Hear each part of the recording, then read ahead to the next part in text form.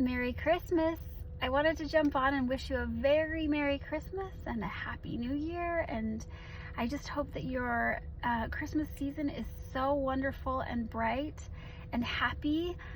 And if it is not, I want you to keep listening because I have a little confession.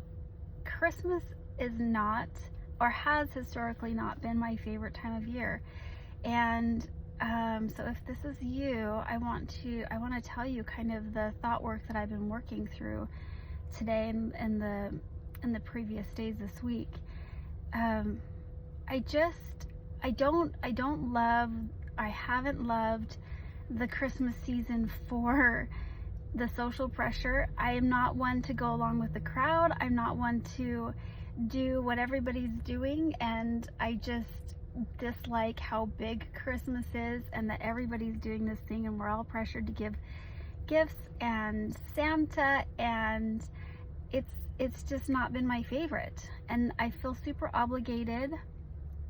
And then also I'm just bracing for the ingratitude and also the letdown that my kids sometimes have when they don't get what they want, or maybe they'll play with their toys for a day and then it's over.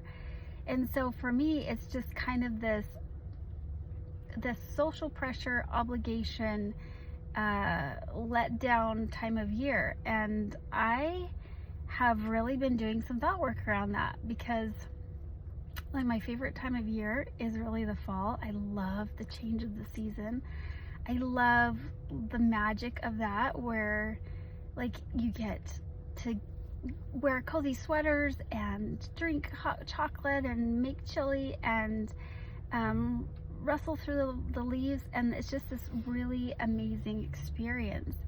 So I was thinking about that, and the thoughts that I've been thinking now are more along the lines of, well, I guess I'm just not really focusing on creating magic for myself or for others. And I have not been focusing on my joy of giving. And just when I think about that, the joy of giving, I think what I was doing was bracing my emotions against the emotional response of others. So if I don't get the response from them, therefore get the response from them that I am seeking, then I'm disappointed and I'm let down, and then my Christmas season isn't lovely. But what if instead I am thinking I can have an amazing giving experience, and I can have confidence in myself to handle any letdown that I experience. And I can also have confidence in myself to help my children with any letdown that they experience, or dissatisfaction, or other emotion. What if my children are just allowed to be children, and they're allowed to be moody, and they're allowed to experience joy, and they're allowed to experience their own disappointment too? And once I was thinking about that, I feel like my experience and my attitude towards Christmas is starting to change, because I don't have to control how others perceive Christmas for me to have a great time being a giver.